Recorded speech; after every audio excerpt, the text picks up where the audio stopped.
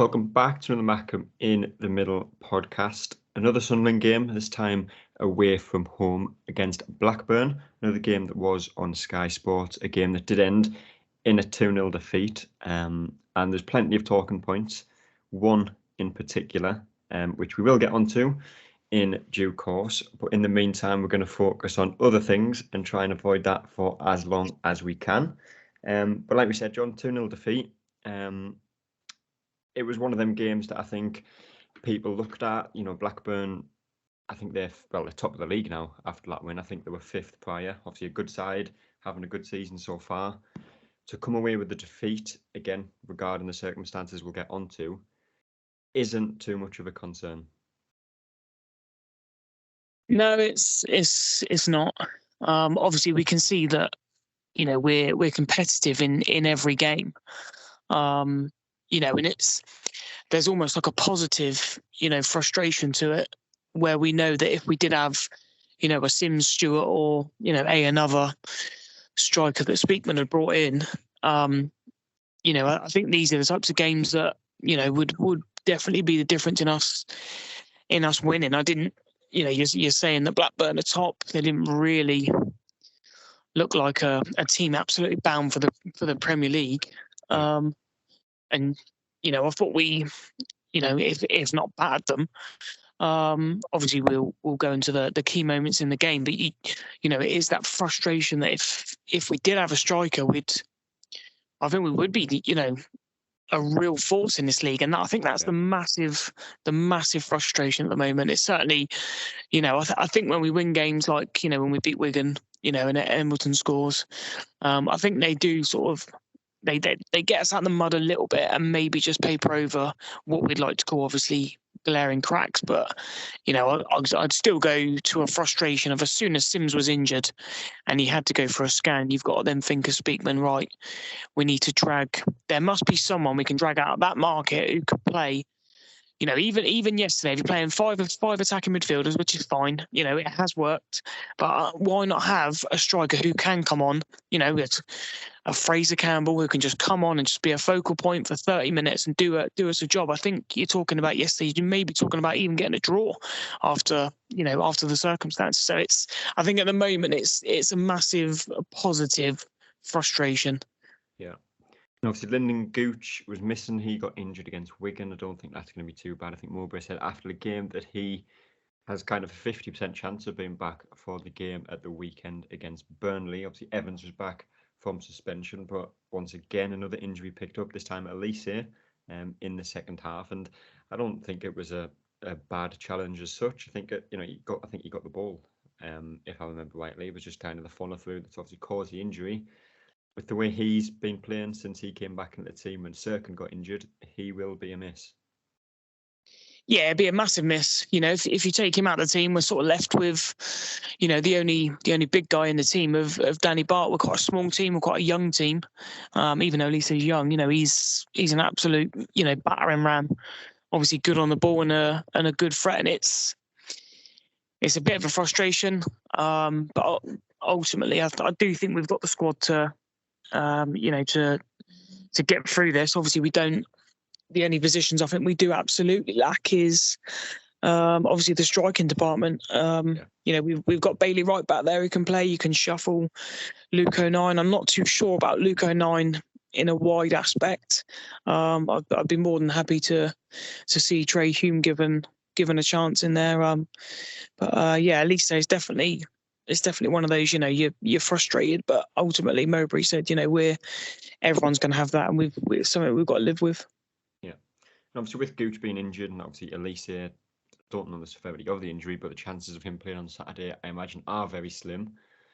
I'd imagine Sunderland will go back to a back four, and I've seen people suggesting that it could be a back four of something like Trey Hume, Luke O'Nien alongside Danny Bart, and then Dennis Serkin.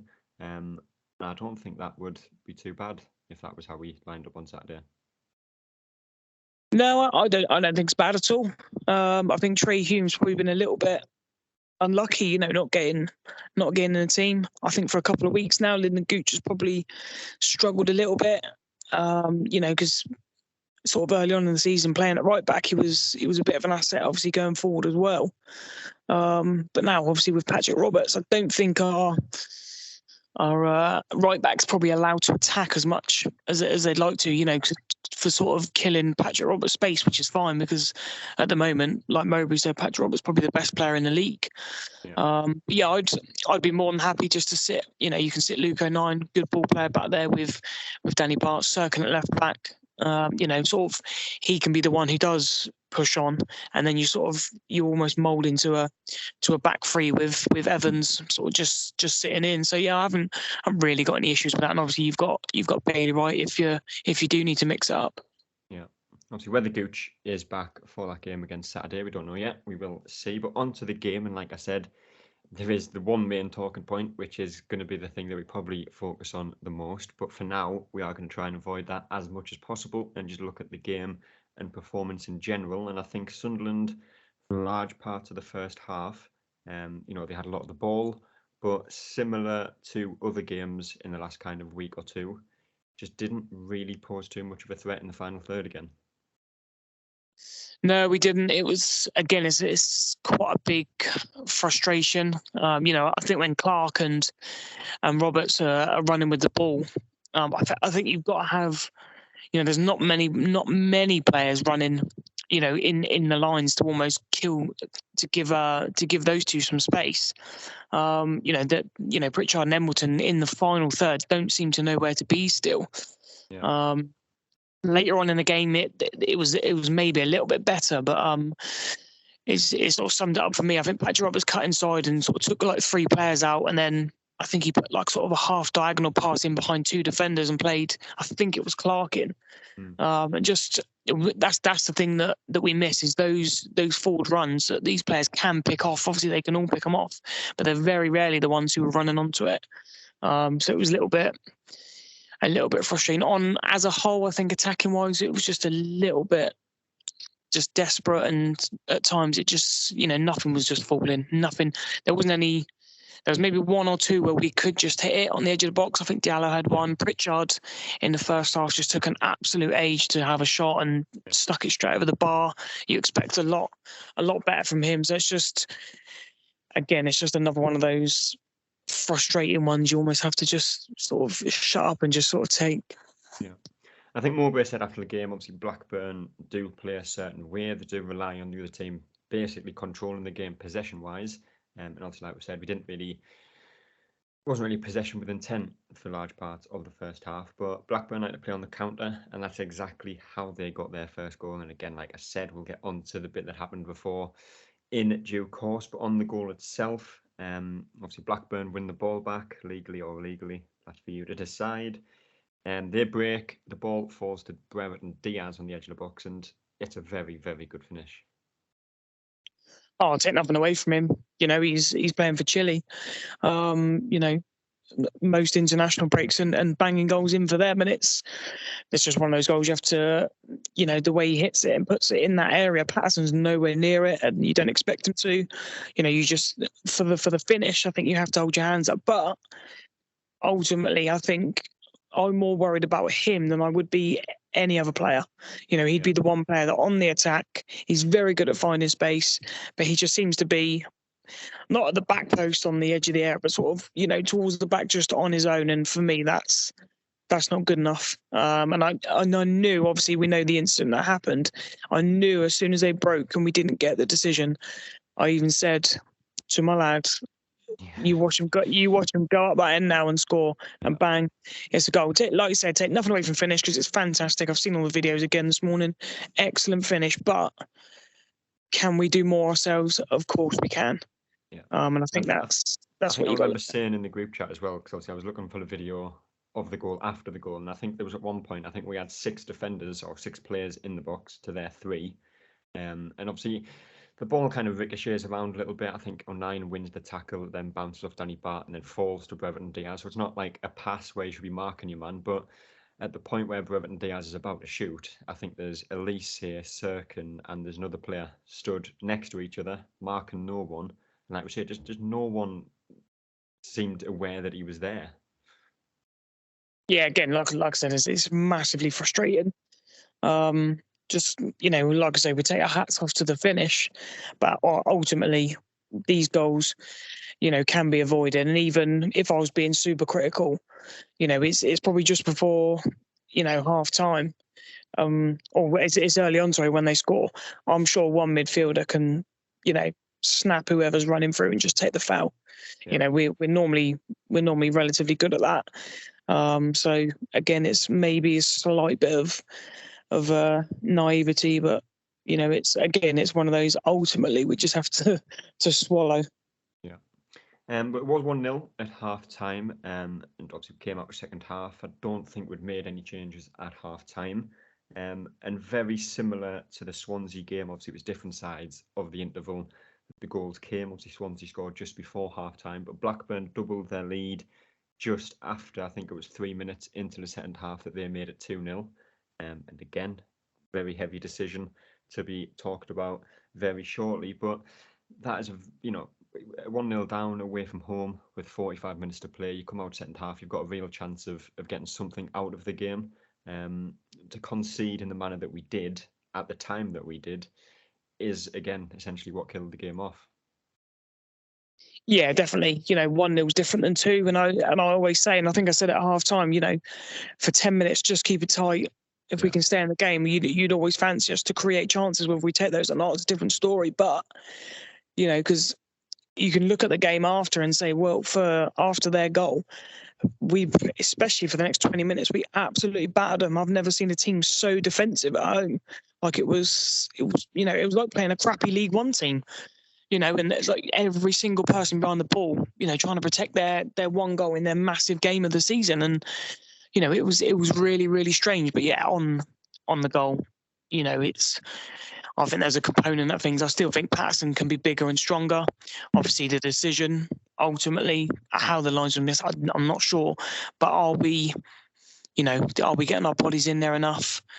Again, stupid free kick to give away. Dennis Sirkin, I don't know what he's doing. He got all the praise at the weekend, but for that, it just seemed a bit of a needless foul. I know obviously the player had gone past him, but he's kind of in a nothing position, and obviously I think the camera was zoomed in on the foul at the time. So in terms of who was in the box, I'm not entirely sure, but you'd fancy your chances against someone running into the box to cross it than you would from a free kick, especially this season, because set pieces. I mean, we're the only team that haven't scored from a set piece this season. I think the next worst team have scored 2.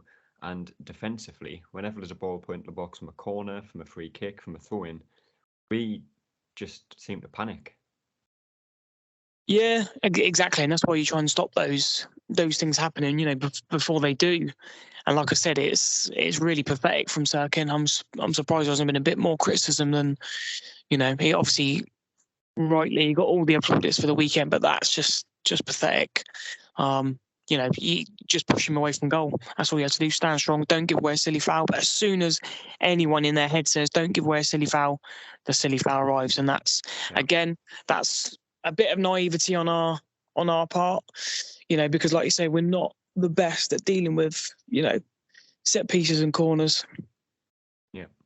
On the second half, performance in general obviously did finish 2-0, and there was a few changes made. Jefferson Bennett, Ahmad, Abdullah Bar, Michu came on, albeit for the last few minutes of the game, and I think there was another sub as well, which I can't think of off the top of my head. No, still don't have it. But on the performance in the second half, it was a lot better than the first, I thought. We looked a lot more dangerous going forward, but again, just as seems to be the kind of topic that does come up after games that we don't get anything out of, just the lack of having a body in the strike, lack of having a body in the box is essentially what cost us the chance of getting back into the game, because we got in good positions. You've got Jefferson Bennett who can put a good ball in the box. I think we had 5 wingers on the pitch at one point. And again, it was just that final pass. We had a few shots on goal. I think Jefferson Bennett had probably Danny Bard had one, Jefferson Bennett had one. But again, like we say, just build up, we are good. But at the moment, it's just that final touch to convert it into a goal that we don't seem to have. Yeah, it is. And again, it goes back to, the frustration thing. We know we've got the players. Nothing seemed to break, if you know what I mean. I think a lot of our chances were sort of non-chances, if you know what I mean. Obviously, Bennett's shot, it's just, he's got a defender right next to him as well and gets a shot, but it's straight at the keeper and it's easily saved. I think Danny Bart had a header. Again, it was not a bad save. But yeah, just the chances just didn't seem to fall. Obviously, Patrick Roberts, for some reason, has been, man marked by 3 players when he's got the ball. Ultimately, that tells me that someone somewhere else is in space if we can get the ball out, and it just doesn't seem to work like that. We should have good finishers in Pritchard, who I don't think he's scored this season. Obviously, Embleton, we expect a lot better from him. He's not a kid anymore. He's what you'd probably call an established championship standard player now who can play with both feet. And with just, Dan Neil as well as him. I don't like to criticise him too much because I love him, but again, you expect a lot better from these players. Jack Clark again. I thought Jack Clark last night, did at least he went past a few players to sort of give him a bit of saving grace. But I thought it was awful, absolutely awful. The amount of passes he gave away and put us on the back foot. When all 3 of them came off, didn't they? Pritchard, Embleton, and Dan Neil. They all 3 of them looked, absolutely gutted. But I was thinking, well, you haven't really done anything. It's totally justified you coming off and those kids coming on and. I wouldn't have said they all played, amazing. I'd probably say Bart was probably the standout one. But these players are going to have to start, getting a chance to mix these games up. Otherwise, we are with the quality, we are going to win the odd game. But ultimately, at the moment, it's what we'd call not good enough even in our sort of predicament with the no strikers. And the movement in the box as well. Just, I think that was one time and a cross eventually came across the goal when we had 3 players just stood still. If you take those 3 out and put a mobile Ross Stewart in there, I think he scores all day long out of, exchanging them for those 3 static players. I can't believe that they're not in and around because the Blackburn players were. They got onto so many balls into the box, obviously not getting shots away. But that's the difference. And again, it goes back to the frustration of our recruitment, our injuries, and our problems. Yeah, and obviously we'll get the chance eventually. And in a 46-game season, that's just the league games. Of course, you've got the cups as well. It's going to happen. You're going to pick up injuries, and they're going to have to play. But the likes of Pritchard, he's been criticised recently because he's not. Delivering what we know he can deliver, especially in the final third in terms of goal contributions. Obviously, he had got the assist for Serkin's goal against Wigan, but prior to that, his last goal contribution was Bristol City. Embleton, a player that we've spoke about so many times, is either one of the best players on the pitch, or you could watch the full 90 minutes and forget he's on the pitch. And again, that was probably one of the games where he just did nothing in it. And you've got Jefferson Bennett who came on and, like I said on Twitter, I think he was on 30 seconds and started fighting people.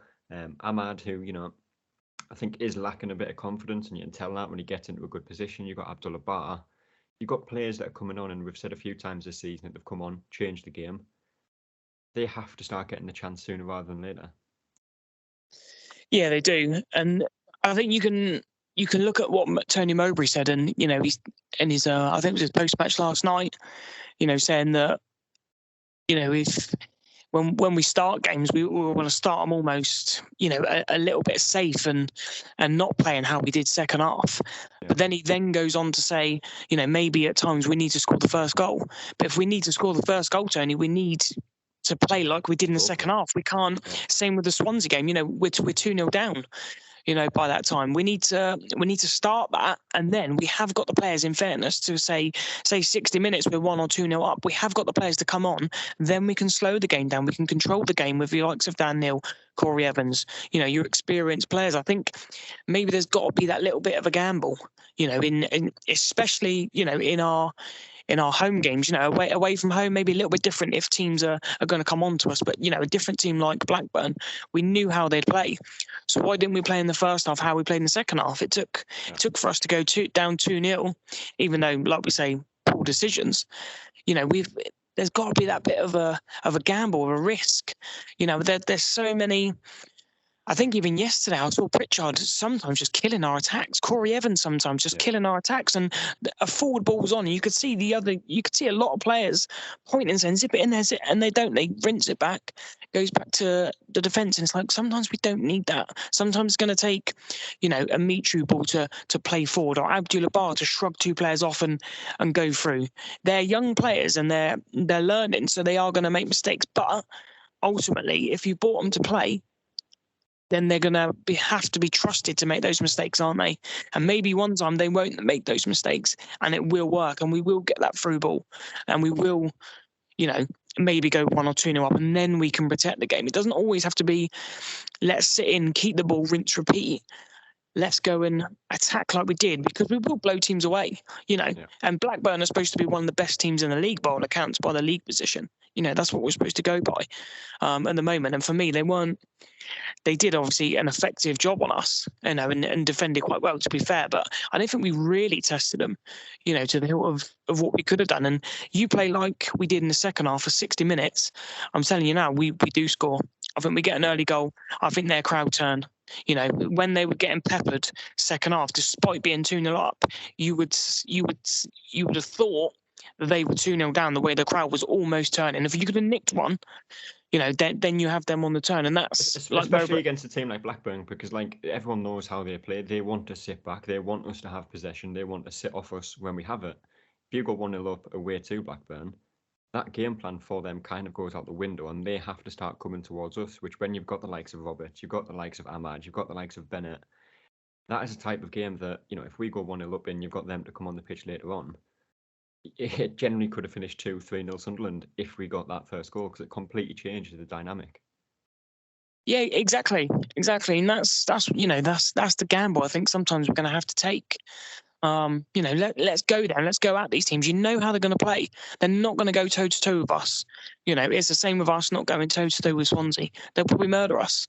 With how well they played. So, you've got to pick your moments. But when you can go and pick your moments, you could hammer them. If you did hammer them, they're not getting the ball to Brereton Diaz, and they're not getting the ball out wide, because we'd been constantly on the attack. And like I said, second half, you would have thought that they were 2-0 down, the way the crowd turned and how deep they were. They didn't have one player in our half for about sort of 10-15 minutes. But you can't have that when you're 2-0 down. It needs to be the other way. The kids, we call them the kids, these players need to start coming in, because at the moment, what we'd call the season pros are not really doing it consistently enough for 90 minutes for us.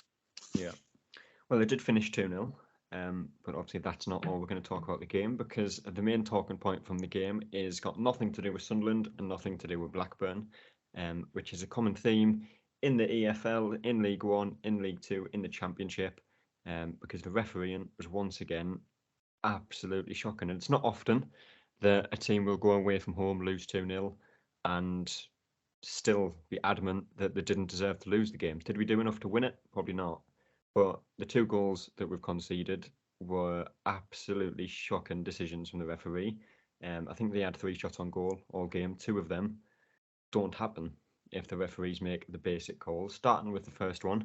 And again, just to remind you, this was the same referee that was in charge of Man United Newcastle at the weekend. He missed 3 blatant penalties in that game.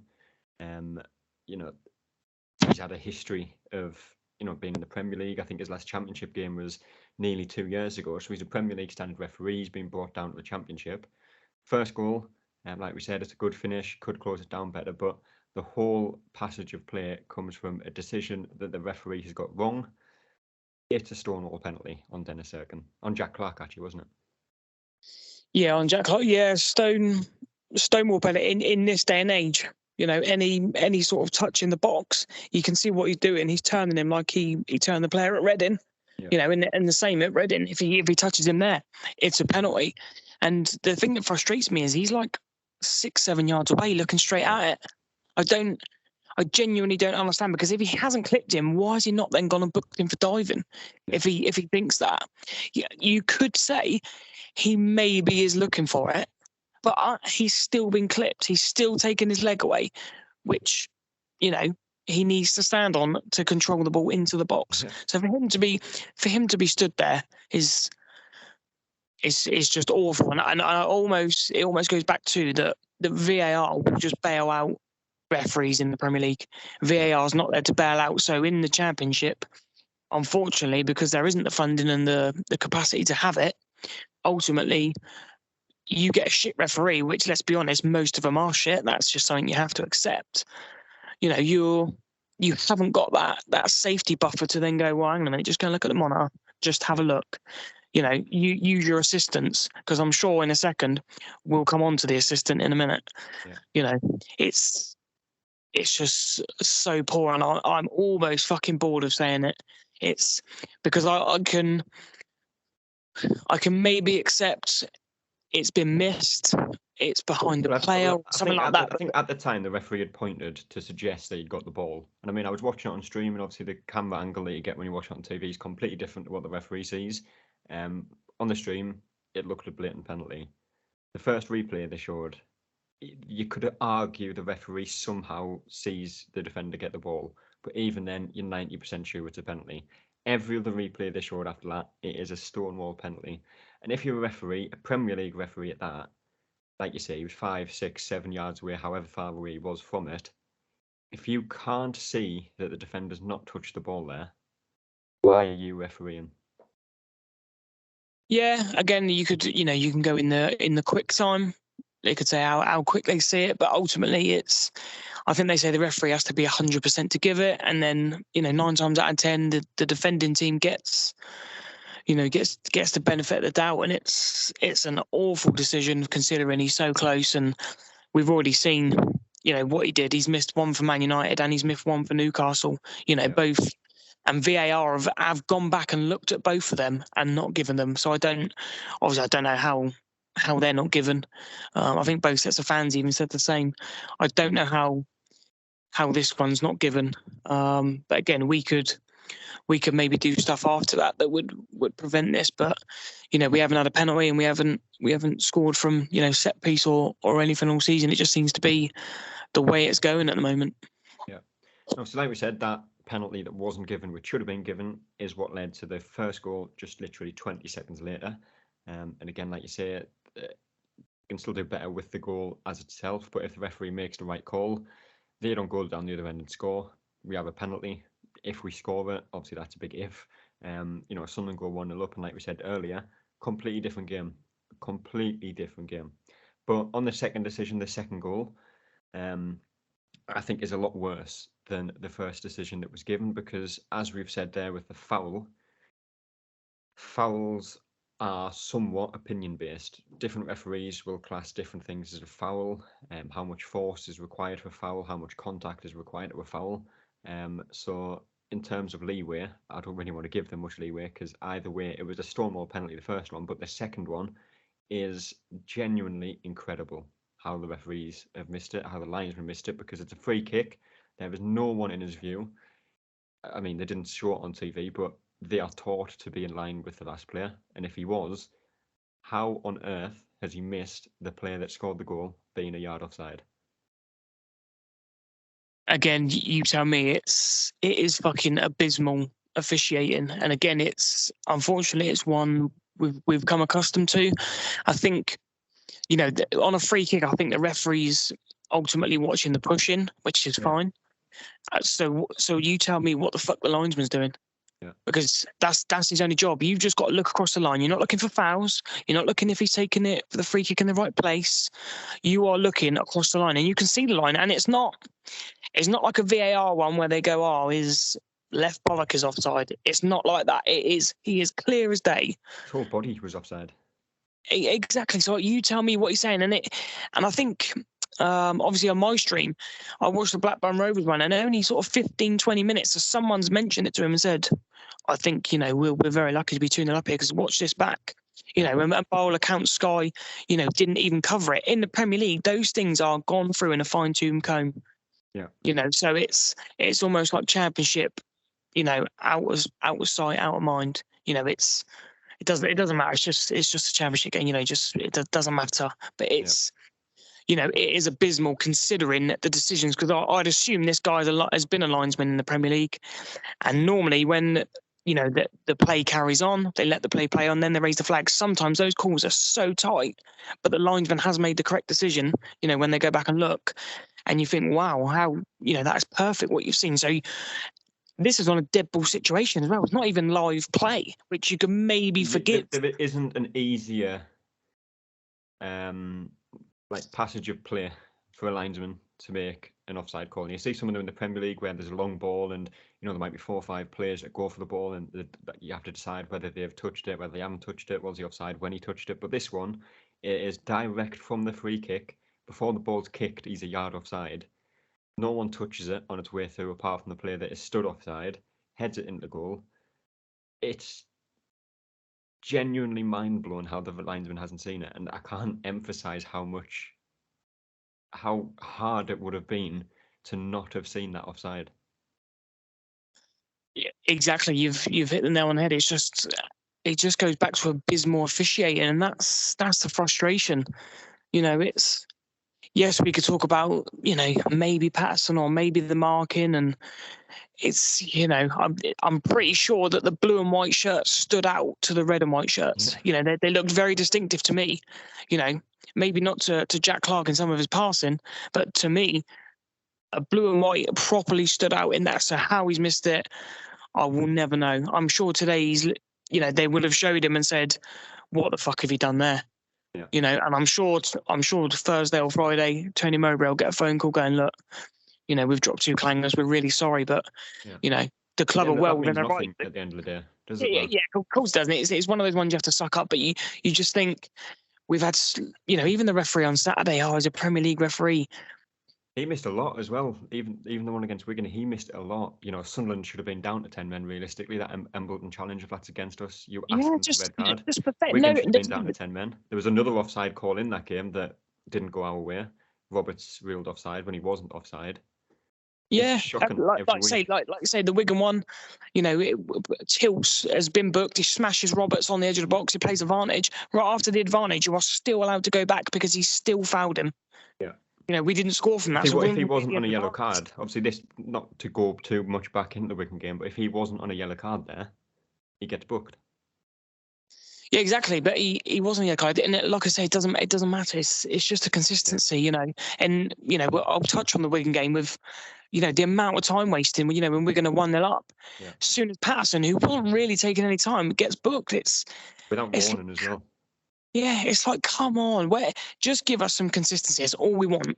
And even if I could even handle the ref or the linesman waking one or two clanger and saying, "Look, fuck that up there," and I apologise. You go, okay, you're human, but 2 glaringly obvious ones from so-called high caliber, supposedly, at the highest level, of English football, can't get 2 basic decisions right. Questions have still got to be asked, but it's, again, we know how shit it is. I don't know how, but every time you go up, it seems the officiating seems to get fucking worse. Yeah. I can't wait for the Premier League, and how shit it's going to be there. Yeah. It just seems to get worse. You thought League One were bad, step into the Championship. Yeah. And obviously, at this point of the season, the decisions that go against you don't define the season. But, at the end of the day, if that was the last game of the season, Sunderland are 1 point, from safety or 1 point from automatic promotion, and the referees making decisions like that. And again, it is all ifs and buts. But if the referees aren't capable of making such simple decisions like that in a game as big as it could have been, that could be the difference between a club winning 200 million promotion or getting relegated. And you've got to be able to make big calls like that, because if you don't, then the club have been relegated or been promoted because of refereeing inconsistencies and just being incapable of doing a simple job. Yeah, again, you've hit the nail on the head. I think we're getting to the stage now where there's that much, money and that much riding on, getting into the Premier League from the Championship. I think you're going to have to soon look at, getting VAR in.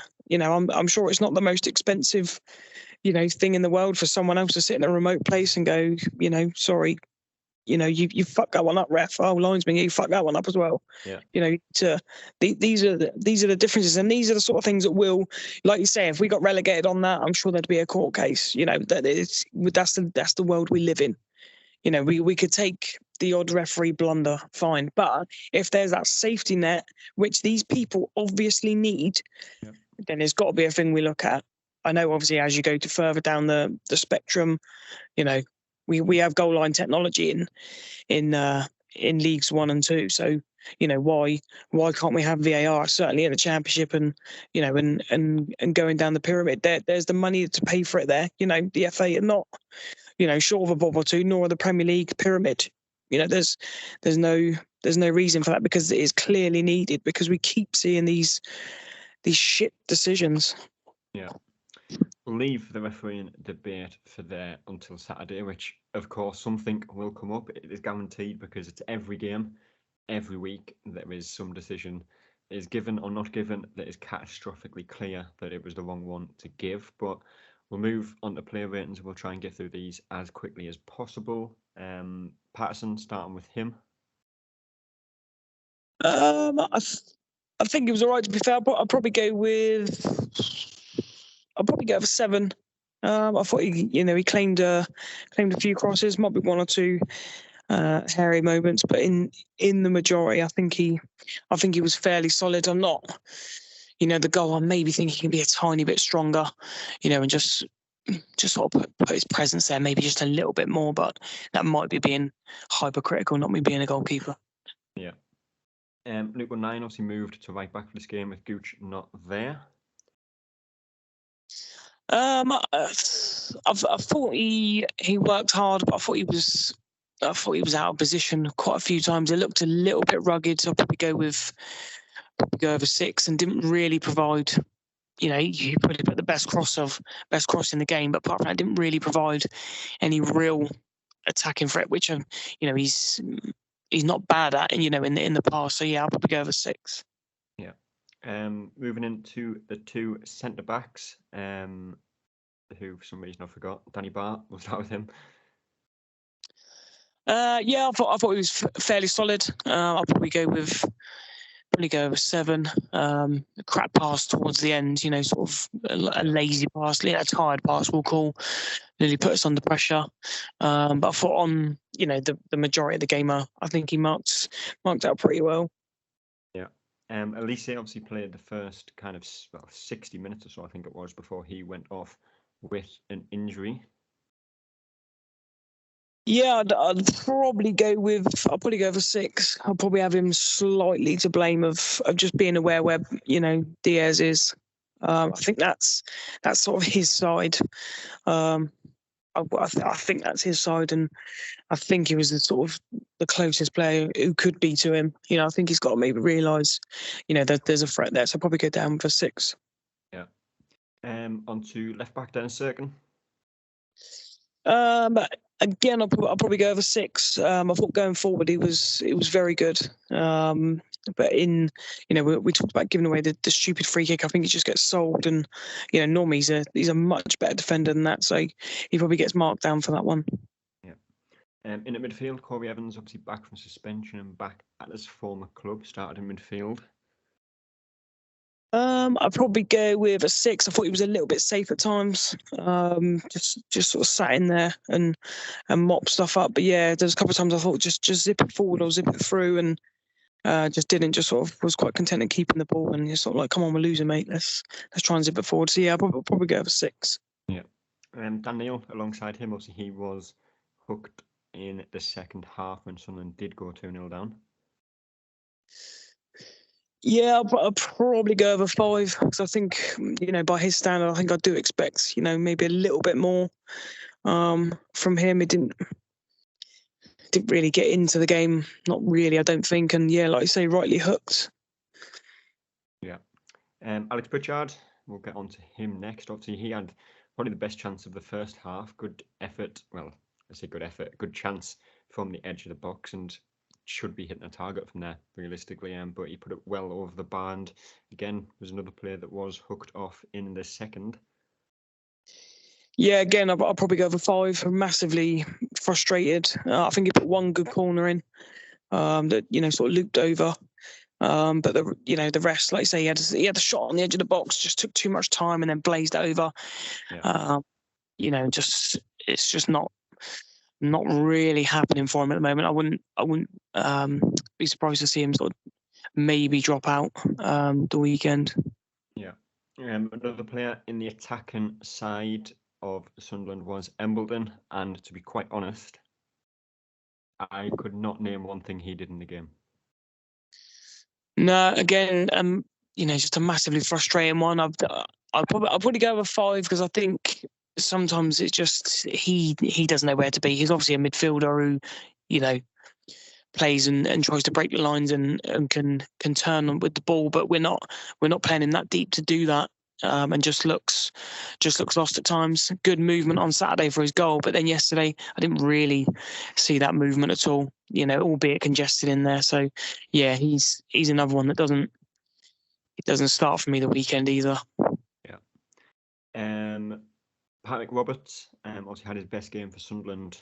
Well, up for debate that, but I think he had his best game for Sunderland against Wigan.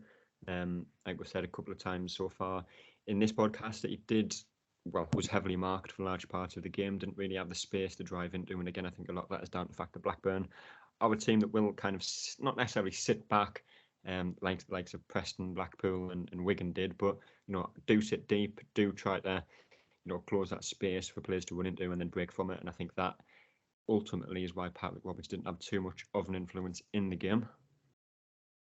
I'll probably go with 7. I thought he was arguably our best player. I think that sometimes we forget to get him the ball. There was a time where I thought just give the ball to Roberts, just give it to him, even with 3 men on. He was still attacking and nutmegging players and going inside, outside, and our biggest threat in some of the game. We just didn't use him, but he's very much, like Tony Mowbray said, the best. I think he's the best player in the league. From what we've seen. But yeah, I thought he was all right. I think he's just let down by those around him. Yeah. And then last but not least, Jack Clarke. Again, one of them players that, does thrive on space and didn't have too much of it in this game. But a few times he tried to beat his man, didn't beat him, tried it again, didn't beat him again. And I think there was one time, especially in the second half, obviously we're 2-0 down at the time. A good bit of movement from him, got the ball and looks to play a pass. I think it was over to Roberts, just wildly underhits it, and Blackburn broke from it. And I think that kind of summed up his game yesterday. Yeah, I'd probably go over 5. Probably unlucky very unlucky, not to get a penalty. But yeah, the rest is quite a strange one because he had his man or whoever was marking him on toast, especially second half, like every time. But his passing was awful. Just put us on the back foot and needlessly, because sometimes he doesn't ever pass. Sometimes he just keeps the ball and still manages to keep it and get out. But beat his man so many times, but delivered very little. You could put that down to Blackburn defending really well and Jack Clarke just not being absolutely on it. Maybe the penalty thing maybe just knocks his confidence a little, maybe, but yeah, I was massively frustrated for a player of his caliber. Yeah. In terms of man of the match, probably not an easy one to pick, to be honest. Yeah, I'll probably just go Patrick Roberts. I thought he was our best threat. Just always wanted the ball, despite, like I say, he was being marked by sort of 3 players, and there didn't seem really to be any space, anywhere else, which tells it's not really functioning that well. So yeah, Patrick Roberts. Yeah. Like we said, next game is home to Burnley on Saturday. They were top of the league, I think, prior to Blackburn beating us yesterday. So I think they are now second. Again, one of the better sides in the league, one of the sides that will probably go straight back up, whether that's through automatics or playoffs. Got some dangerous players, as always. It's going to be a tough game. A game that I think a draw would probably be a good result for Sunderland. Anything more than that would be good. A defeat isn't ideal, but again, I don't think, depending on performance, wouldn't be too much of a concern, because like I said, they are a very good side. But in terms of a prediction as to how that game will go, John? It's quite a tough one. You don't know if Burnley are just going to sort of rock up and try and play their way. I think maybe if we went toe to toe, I think we have got the ability to to play anyone in this league. No one's really scared me yet, although their results are sort of going quite well. I think if we can go toe to toe, it'd be quite a good game if we can find the finishes. I don't see any reason why we can't get a positive result. I'd maybe take a draw. Like I said, anything else is probably a bit of a bonus. But I don't think we should fear anyone. So I'll. My head probably says 1-1. My heart probably says maybe Sunderland win 2-1, maybe. But like I said, if we had a point, I wouldn't be too disappointed.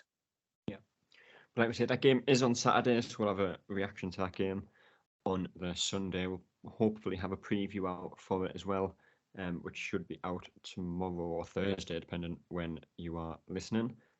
So look out for that. And like I said, Sunday we'll have the reaction to that game and everything surrounding it, and probably another debate about why EFL referees are so incompetent. But that is all for today, and until next time, we will see you later. That's all, folks.